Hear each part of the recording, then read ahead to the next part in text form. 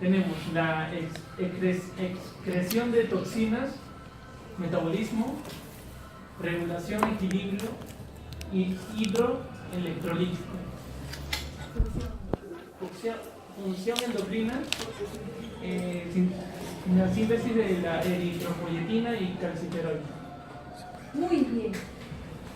¿Por qué dice ácidos y alcalosis? ¿Quién sabe? Porque hay una regulación de hidrógeno. Cuando entra Esa es una. Porque hay una bomba hidrógeno-potasio. Y a través de la bomba hidrógeno puede eliminar ácido. Pero principalmente, ¿por qué? Es uno de los principales. ¿Qué forman las células tubulares? Gracias a la hidrasa carbónica y todo. ¿Qué forman? Bicarbonato. Puede absorber CO2 en sangre y transformarlo en bicarbonato, el buffer más importante. Entonces, si no funciona el riñón, no hay bicarbonato. Y el paciente tendría una acidosis metabólica. Entonces, ya sabemos que elimina toxinas, principalmente uretrogenina, ya sabemos que fabrica eritropoyetina y calciferol, y ya sabemos que regula el equilibrio hidroelectrolítico. Gracias a que hormonas que no son propias del riñón, como la aldosterona. ¿Dónde se secreta aldosterona? Poco, Norma. ¿Quién es poco, Norma? No vení. ¿Dónde se forma aldosterona? Muy bien. No se forma en el riñón, se forma en la pierna. ¿Pero dónde actúa? En el riñón. ¿En qué parte?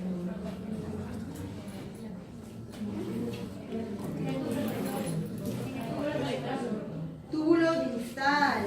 También colector, pero más en el túbulo distal. ¿Y qué hace la aldosterona? Mete sodio a la sangre y saca potasio. Muy bien. Chocoque, quispe, Consuelo. ¿No ha venido? Navarro. ¿Qué hace la paratormona? En el riñón, Permite la absorción de calcio. de calcio, mete calcio a la sangre y ¿qué saca? Fósforo.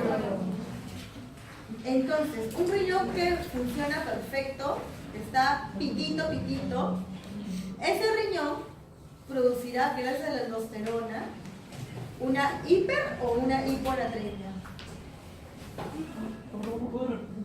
El riñón que funciona perfectamente, pitito, y tiene gran cantidad de aldosterona, ¿produce hiper o hiponatremia? Hipernatremia. ¿Y produce hiper o hipopotasemia? ¿Hiper o hipocalcemia? Hipercalcemia. ¿Hiper o hipofosfatemia? Hipofosfatemia. Si es que el riñón funciona bien. Pero ¿qué pasaría si el riñón funciona mal? Hiponatremia, hiperpotasemia, hipocalcemia, hiperfosfatemia. Y esos son los trastornos electrolíticos más importantes según la insuficiencia renal. Agudo o crónico. ¿Estamos? Y todo se saca con lógica. Se lo puede aprender en memoria, pero lo más probable es que se olvide. En cambio, si se lo analiza, dice, si hay aldosterona. El problema es que el lugar donde va a actuar, el túbulo distal, se encuentra insuficiente, necrosado, isquémico, inflamado, entonces no funciona el lugar. Por lo tanto, no puede meter sodio y no puede sacar potasio. Ramas de la arteria renal. ¿Cuáles son las ramas de la arteria renal? Entra como arteria renal, luego sigue arteria lobular, arteria osiforme, arteria lobulillar. Muy bien, apellido. ¿Cómo? Losa. Losa. Y termina en la arteriola aferente. Siguiente. Ya sabemos, ¿no? Siguiente. Muy bien. Ya hasta que continuemos, ¿no? Entonces, y la arteriola aferente, dependiendo de su calibre, dará lugar a la filtración glomerular. ¿Qué pasa si la arteriola aferente está en vasoconstricción sostenida, producto de una angiotensina 2 elevada. Hay una hipoperfusión. Habrá una hipoperfusión, la sangre queda retenida en todas las arterias, por lo tanto habrá hipertensión y como hay contracción, hay disminución en la filtración glomerular. Por lo tanto se activará el sistema renina-angiotensina, agudizando más el cuadro, porque si hay más aldosterona, hay más sodio y más agua en una arteria que aumenta la volumen. Congestión, edema. Es importante saber esos conceptos fisiopatológicos, ¿no? Una dilatación de la arteriola aferente, como es el caso de una hipertensión arterial crónica sostenida, por efectos farmacológicos, porque cuando uno tiene hipertensión arterial se da diferentes fármacos. Dentro de los fármacos están los vasodilatadores. Se introduce una vasodilatación para poder mantener la filtración glomerular. Pero con el tiempo se daña, esa arteriola está inflamada. Y como está inflamada la arteriola, las células endoteliales se activan y comienzan a sintetizar óxido nítrico. Y este óxido nítrico produce vasodilatación de la arteriola aferente. Y con la finalidad de mantener la filtración glomerular. Pero a la larga, como está inflamada la zona, la misma inflamación impide el flujo, a pesar de que está vasodilatada. Y al impedir el flujo, termina el paciente haciendo insuficiencia renal, por isquemia del glomérulo o de los túbulos renales.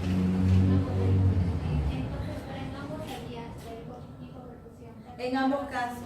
Lo que pasa es que una hipertensión arterial renal, o sea, una hipertensión arterial de largo plazo, primero hay vasoconstricción, pero el efecto compensatorio hace que se dilate por el óxido nítrico. Pero a la larga, esos mismos macrófagos terminan lesionando el endotelio. Recuerda que los ceros de los macrófagos hacen yaya, y la yaya viene luego la reparación de tejidos con la fibrosis, con la fibroblastos. Entonces, ahora tengo una arteriola que por más que esté dilatada, ahora hay un montón de células, hay edema, hay fibroblastos. Entonces, igual, toda esta mezcla de células y de agua impide el flujo. Entonces, por más que hay dilatación, el paciente termina haciendo insuficiencia renal. Es por ello que la hipertensión arterial crónica, ¿no?, el riesgo para que el paciente termine haciendo una insuficiencia renal, justamente, ¿no?, con la dilatación de la arteriola aferente. ¿Se entiende, no? Entonces uno dice, pero qué raro, ¿cómo va a haber una hipertensión con dilatación de la arteriola aferente? Por el efecto del óxido nítrico. Pero se entiende que está inflamado, entonces igual está necrosado, bueno,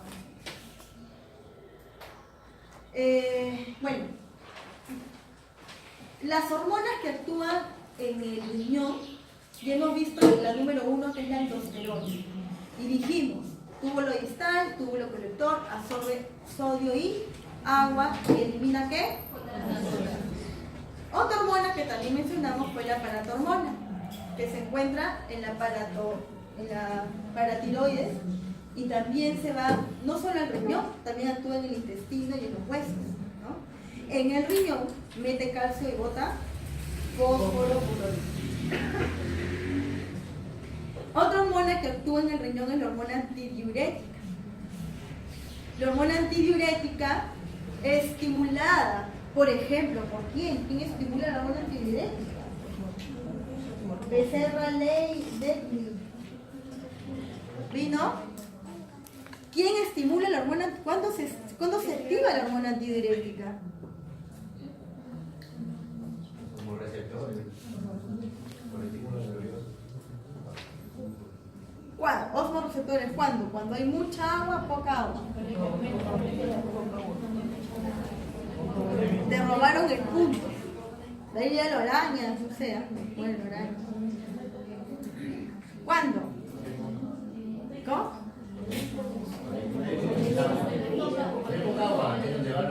Cuando hay hipotensión, hipovolemia, una hemorragia, por ejemplo, ¿no? Una hemorragia, el paciente tiene una hipovolemia, una hipotensión, y se activa a través de los vasoreceptores, osmoreceptores, el sistema simpático, pero también se va a la neurohipófisis a activar la hormona antidiurética. Y como su nombre lo dice, hormona antidiurética, se va al túbulo distal y colector de igual manera ¿Y qué hace la hormona antidiurética? Antidiuresis, ¿qué hace? Mete agua a la sangre y entonces el paciente ya no orina. La angiotensina 2 también estimula la hormona antidiurética. Entonces la hormona antidiurética tiene un efecto en retención de volumen, ¿no? El efecto contrario sería el péptido natriurético, que a la inversa se activa cuando hay hipervolemia. Si hay hipervolemia, hay un montón de retorno venoso, mucho volumen en la aurícula derecha, se distiende la aurícula derecha por alojar un montón de volumen. Entonces, una vez que se distiende la aurícula derecha porque interviene un montón de volumen, se activa el factor natriurético en la aurícula derecha. Y ese factor natriurético viaja por la sangre y llegará al túbulo colector. Y ahí, ¿qué hace el péptido natriurético arterial? Excreción de agua y de sodio. Natriuresis. Excreta sodio y agua. Entonces se elimina un montón de agua. Va a haber una poliuria, o sea, un montón de orina. Diuresis como cancha. Orinas un montón. ¿Pero para qué? Justamente, como el paciente tiene hipervolemia, es un fenómeno compensador.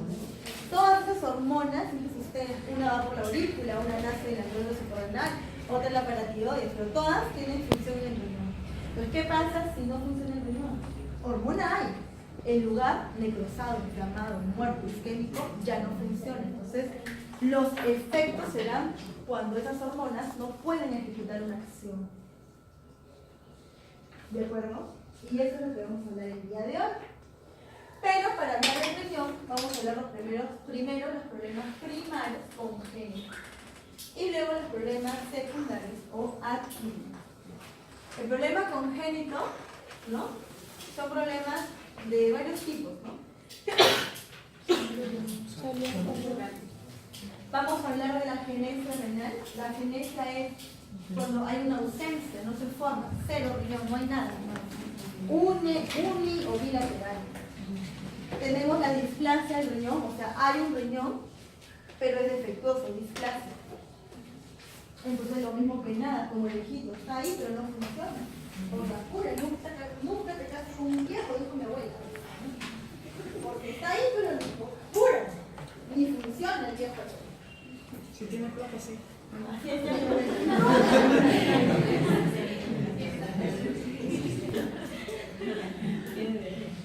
se desarrollan entonces en orillas se van.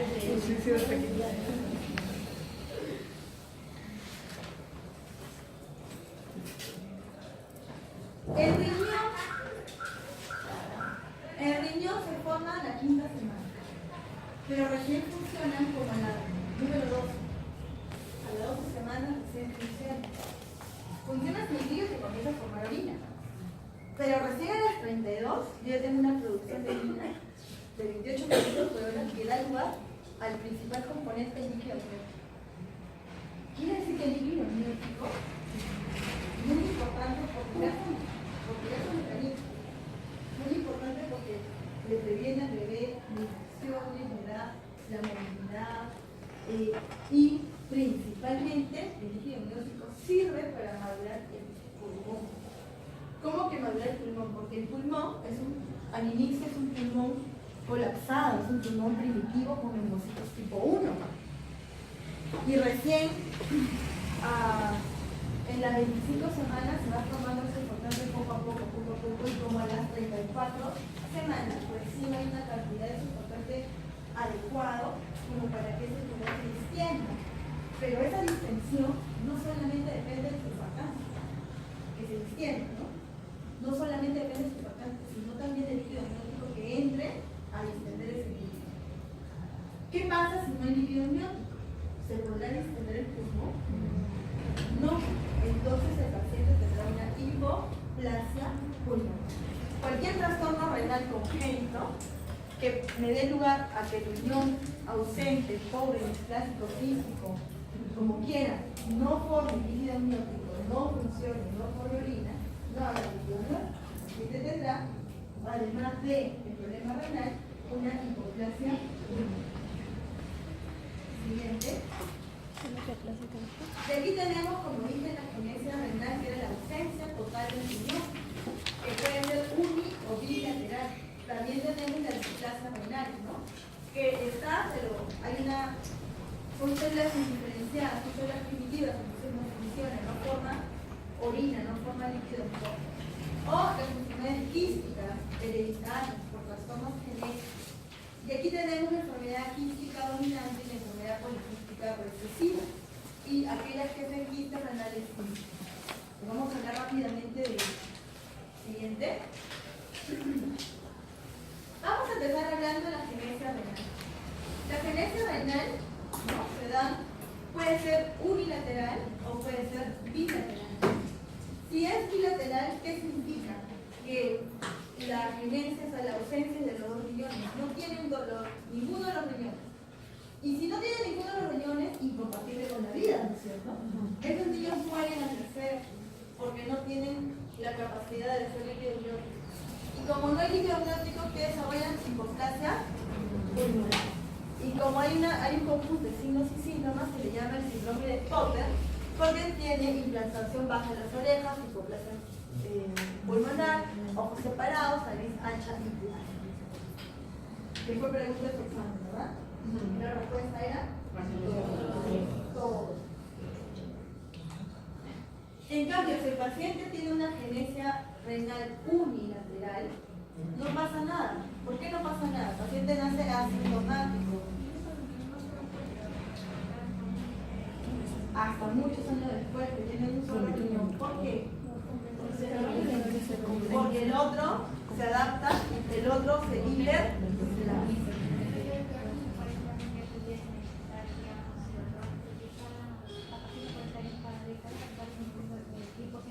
Así es.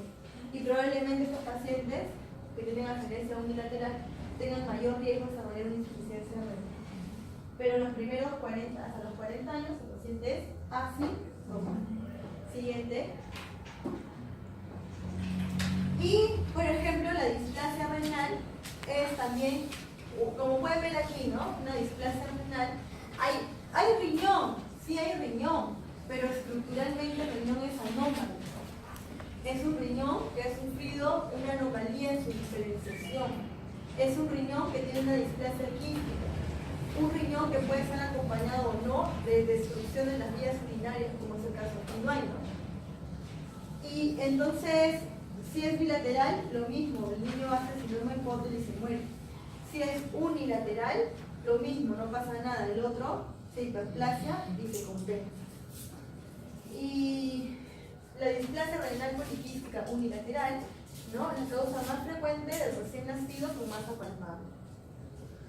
Un niño que nace con masa palpable, un neonato, hay que sospechar ¿de qué? La displasia renal unilateral.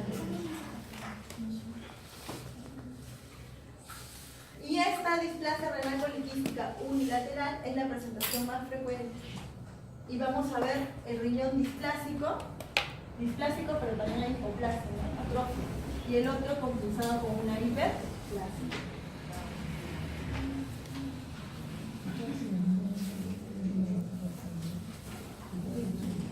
Y puede haber o no, en cualquier riñón, megatrófico o hiperplásico, puede haber también y puede existir la presencia asociada a siguiente. Y entonces tenemos una enfermedad poliquística, quistes en el riñón. La palabra quiste como tal, la definición de un quiste es un tumor benigno cuyo interior tiene contenido líquido. Esta es la definición de un quiste, ¿no? Tumor benigno cuyo interior tiene contenido líquido. ¿Y por qué yo tendré un riñón con unas enormes pelotas de líquido en el interior? Bueno, puede ser recesiva, puede ser dominante. Aquí vamos a hablar de la dominante, por una mutación el gen PKD1 y el PKD2. El PKD1 y el PKD2. Esta enfermedad poliquística se desarrolla hasta la vida adulta. Es la forma más frecuente de las formas quísticas, las dominantes autosómicas dominantes. Y estos riñones se van a caracterizar por tener múltiples quistes en ambos riñones. Y pueden o no, a la larga, desarrollar, este quiste puede comprimir a las nefronas y entonces estas sufren isquemia y terminan haciendo necrosis celular. O sea, puede o no puede suceder, no siempre sucede. Y estas células epiteliales, ¿por qué se forma el quiste?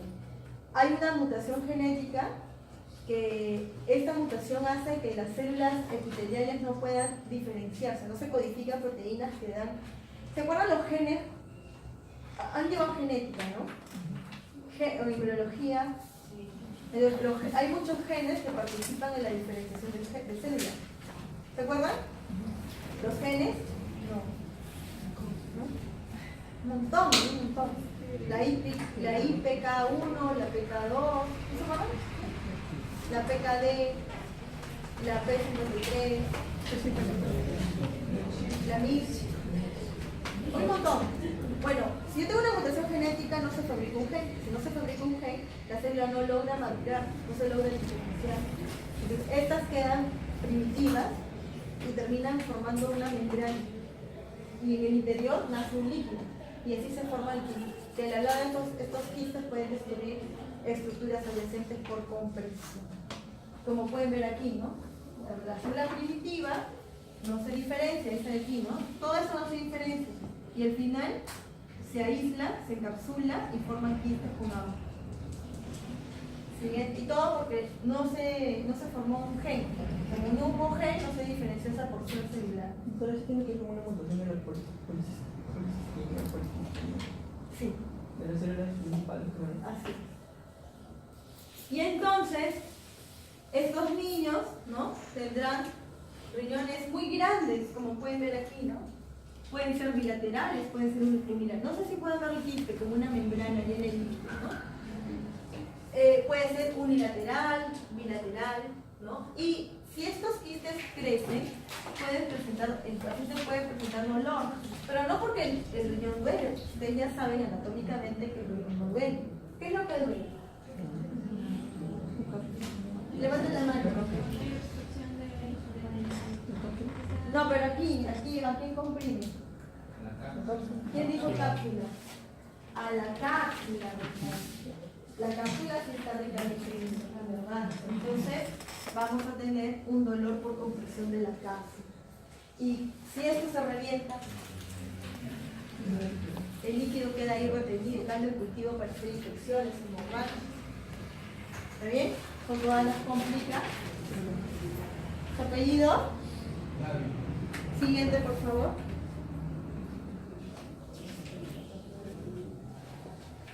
Y luego tenemos la autosómica recesiva, que, bueno, más frecuente es la dominante que la recesiva, pero igual ustedes saben que recesiva significa que está en un gen, pero que necesita dos mutaciones en los dos alelos para que la enfermedad se pueda expresarse, ¿verdad? Entonces, ¿qué pasa aquí? Vamos a tener una masa bilateral en flancos, en ambos lados. Puede haber insuficiencia renal grave si es que no funcionan los riñones, con una hipoplasia pulmonar, una hipertensión portal, síndrome de Potter, incluso la muerte. Todo ello también por la mutación del PKHD1, ¿no? Entonces, este gen mutado es un gen productor de una sustancia llamada la fibrocistina. Este gen mutado produce de manera aberrante una sustancia que se llama fibrocistina. Esta fibrocistina induce la proliferación anormal de células, proliferación que da lugar a las masas quísticas epiteliales, ¿no? Epiteliales, con o sin dilatación de quística en los túbulos colectores y corticales. No se olvide la mutación del gen que codifica la fibrocistina, que da lugar a la proliferación anormal de las células epiteliales, que serán las formadoras de... Hasta ahí hemos entendido entonces abstinencia renal, displasia renal, es la causa más frecuente, la displasia renal, unilateral. Luego estamos viendo la enfermedad poliquística dominante y recesiva. Siguiente. Y el quisto renal simple y adquirido es el quisto renal simple, solamente un quiste, uno solo, ¿pueden ver ahí? Un hito. Un hito es lo más frecuente. Son muy frecuentes. En un 5% en personas menores de 30 años, pero 50% de 30 años. Siempre se encuentra uno solito. Pero puede ser unilateral, pero lo más frecuente es uno solito. Y generalmente miden menos de 1 centímetro de diámetro. Porque si miden más, sospechamos de cáncer, sería otra cosa, ¿no? ¿Y por qué sucede esto? Bueno, muchas veces no se conoce la causa. A veces pueden ser producto de mutaciones genéticas, ¿no? Causa primaria, así. Y es asintomático, no hace ningún problema. Entonces un paciente alguna vez en su vida le llega con una ecografía asustado, porque nos ha tocado. Doctora, tengo un quiste en el riñón, ¿qué hago? Tu urea, normal. Tu creatinina, normal. Tus electrolitos, normales. Nada, pues. ¿Qué vas a hacer? ¿Ha salido feo, defectuoso? ¿Qué vamos a hacer? Ya, ¿qué más vive? Está medio defectuosito, pero no va a pasar nada. Igual, sobre todo, si miden menos de 1 centímetro de diámetro. Y los adquiridos es que el paciente nunca tuvo un quiste, ¿no? Y de pronto se desarrolla un quiste en la etapa adulta. ¿Por qué? Por una insuficiencia, por un tratamiento con diálisis, por una hematuria sostenida, por un adenoma o cáncer. Cáncer, lo más frecuente. Un quiste solitario que mida más de 1 centímetro, que nunca ha tenido antes, hay que sospechar el cáncer. Y si ese cáncer es renal, si es cáncer renal, está asociado con hematuria. Sobre todo en un adulto mayor. ¿Ya? Yo sospecho en un adulto mayor que de la nada comienza a tener hematuria. Siguiente.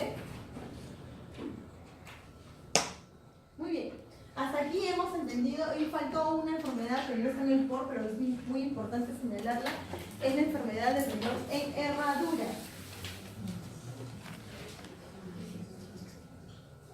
Doctora, ¿puede poner las otras diapositivas del riñón en herradura? ¿Qué pasa en el riñón en herradura? El riñón en herradura es cuando el riñón, o sea, no se separa. Hay una fusión permanente en el polo inferior del riñón. Entonces es un solo riñón que se ve como un riñonazo. Ahí está, ¿lo ves?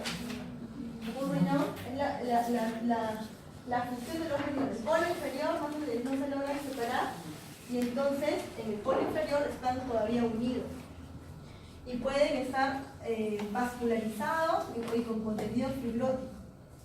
Y esto también es una enfermedad genética que es frecuente, más en sexo masculino y que casi siempre es asintomática. Pero esta condición provoca riesgo de infecciones y obstrucciones por formación de cálculos, ¿no? De infecciones repetitivas. Y a veces se puede palpar como una masa abdominal palpable.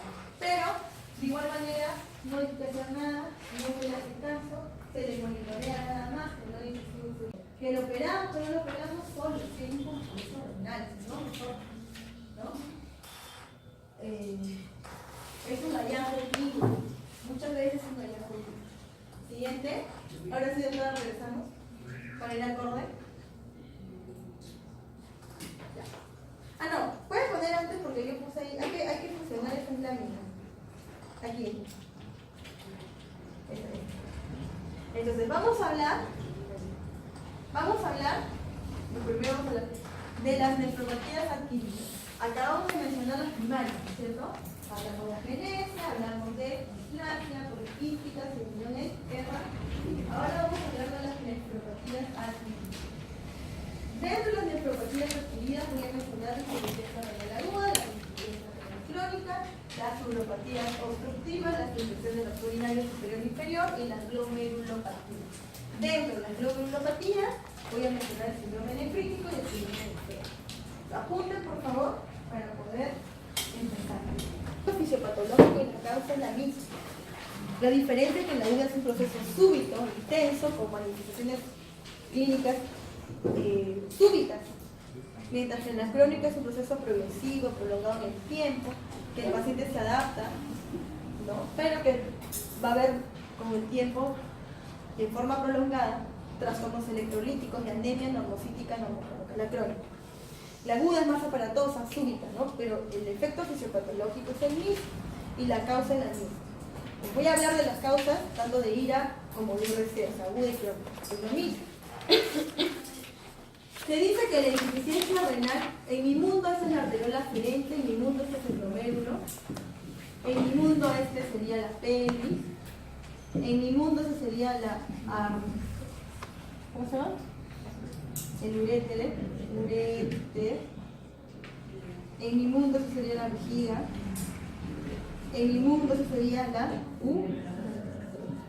y si es hombre, la próstata.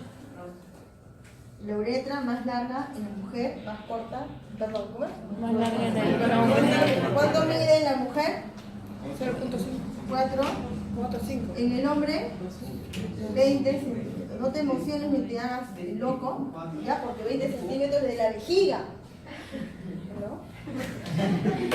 No te hagas tampoco, el vivo, ¿ya? De la vejiga. O sea, quedarán los 5 centímetros abajo, ¿ya? El hombre pegó los dedos para ir. No importa, cada 7 no importa, ¿verdad? Ya.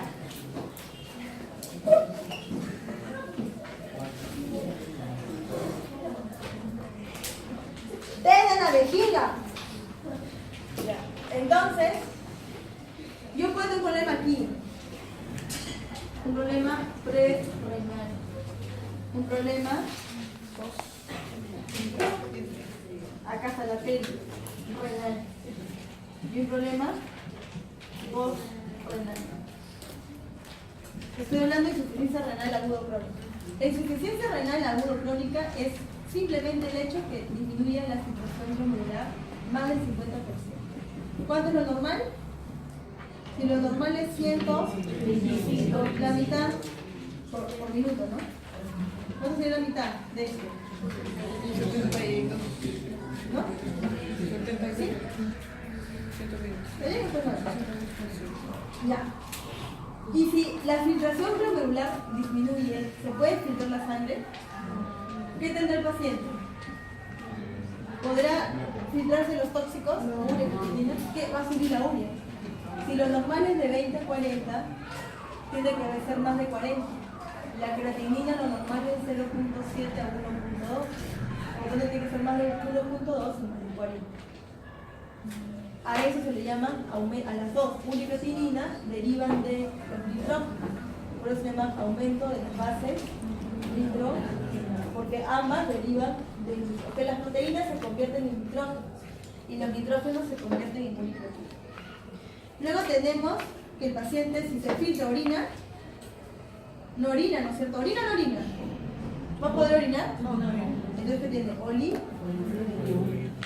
Oliguria es menos de 400 mililitros al día. Entonces, miren, una insuficiencia renal es cuando yo tengo una filtración glomerular disminuida más del 50% de lo normal. Quiere decir que si el paciente orina 180 litros, ahora va a filtrar la mitad de los 180. ¿No es cierto? Estamos hablando de 90.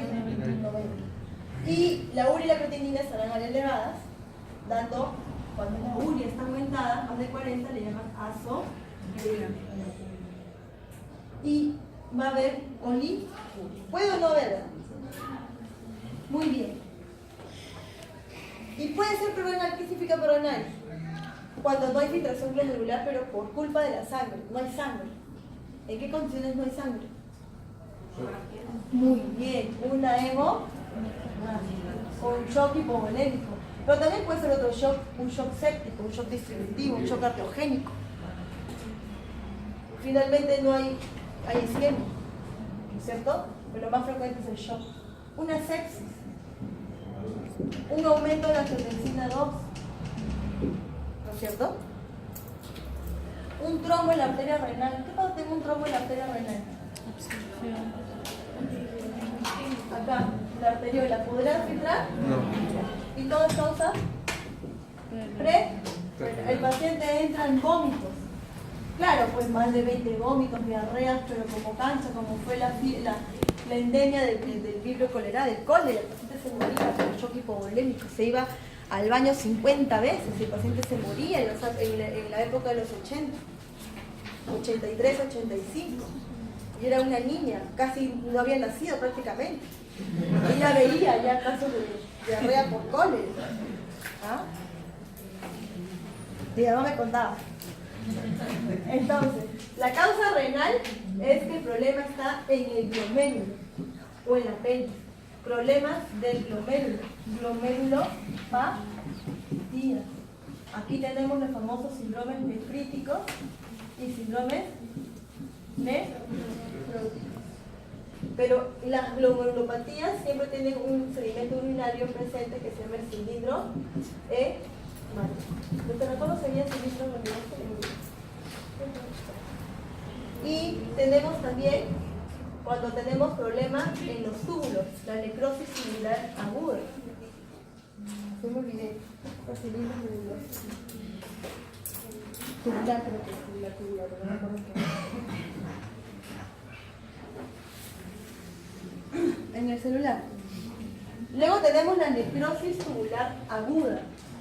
La necrosis tubular aguda es que el problema no está en el glomérulo, sino en el túbulo. Por ejemplo, fármacos. ¿Qué fármacos? Sí, pero el más frecuente. Los años. También pueden ser procesos isquémicos. Una isquemia, ¿no? Tóxicos. Y también puede haber un problema en la pelvis renal. Muy bien. Pero todos ellos son problemas renales.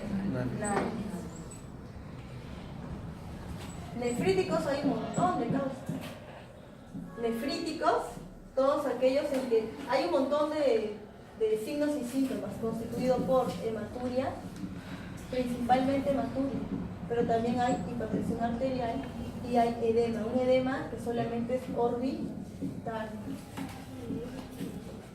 Y luego tenemos el síndrome nefrótico, un conjunto de signos y síntomas que lo que más se caracteriza, puede haber proteinuria, pero en un rango no nefrótico, menor a 3 gramos.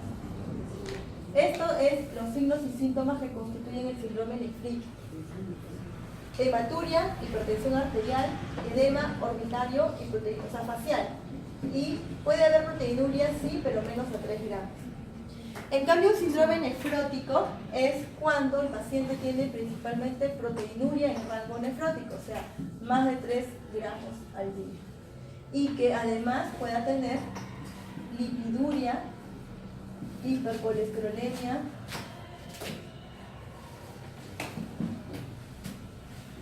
principalmente.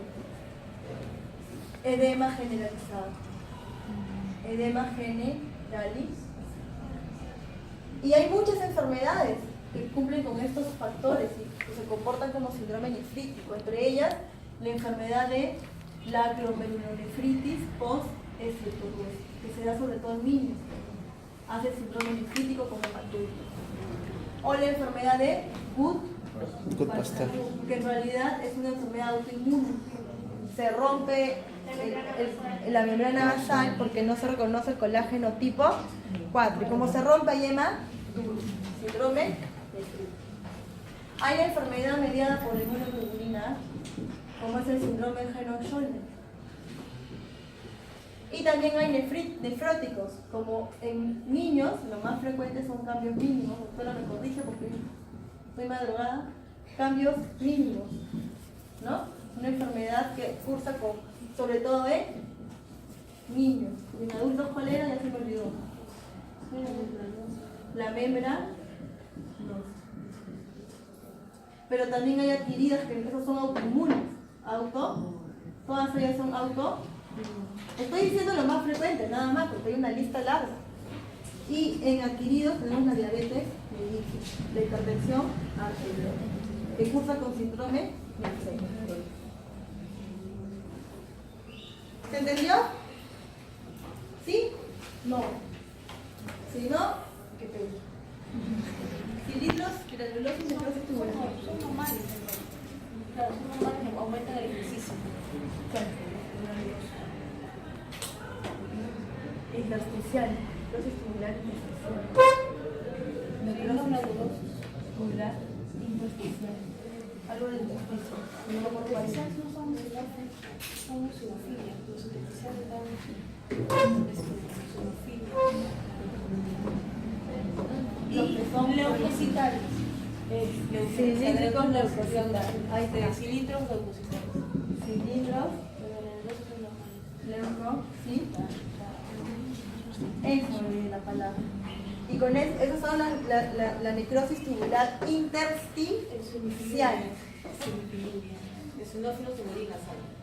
Eosinofilia. Y eosinofiluria. Eosinofilia. Eosinofiluria. O sea, eosinofilos de orina. Y cilindros leucocitarios. Lo más frecuente es la necrosis tubular intersticial. Y con eso la puedo diferenciar de las glomerulopatías, porque si el problema está en el glomérulo, yo encuentro cilindros hemáticos. Pregunta de examen de ENAM, de residentado, de internado, el curso de fisiopatología, con la doctora Flora y medicina interna, todo, siempre preguntamos esto, ¿ya? Por renal son problemas de abajo. Generalmente estamos hablando de problemas asociados. ¿Cómo? Vamos desde arriba. Un problema del uréter, o un problema en la vejiga, o un problema en la uretra, o un problema en la próstata, un problema en el útero también, ¿por qué no? Uréter, litiasis, lo más frecuente, o puede ser una estenosis, o sea que viene un colapso, una estrechez congénita, ¿no? O un fármaco que puede estrechar la uretra, un tóxico, la vejiga, una infección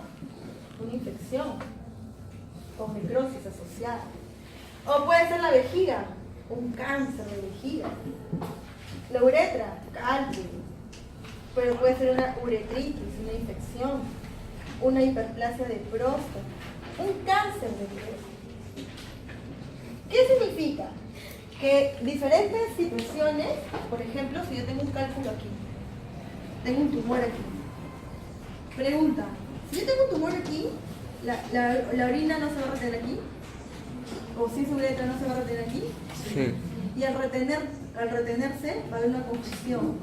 Y lo próximo, si es un uréter distal, el uréter proximal se va a distender y todos los problemas obstructivos tendrán dilatación anterior a la lesión. Y como se retiene, ¿quién se va a retener agua y líquido? Va a ser el glomérulo y causará hidronefrosis, agua, líquido. Pero porque se estanca, porque no puede pasar, porque se obstruye. Y si se obstruye también viendo el líquido, la sangre de la arteriola podrá pasar, entonces hay disminución de la filtración. Y lo peor de todo, que esto que está todo dilatado va a comprimir a las arterias bien lindas que están pasando por ahí. Con su compañero blog de las arterias lobales, interlobales. Esas arterias son colapsadas extrínsecamente por fuera, porque el riñón se está llenando de líquido, están colapsando. Y si eso pasa, el riñón sufre isquemia y luego necrosis.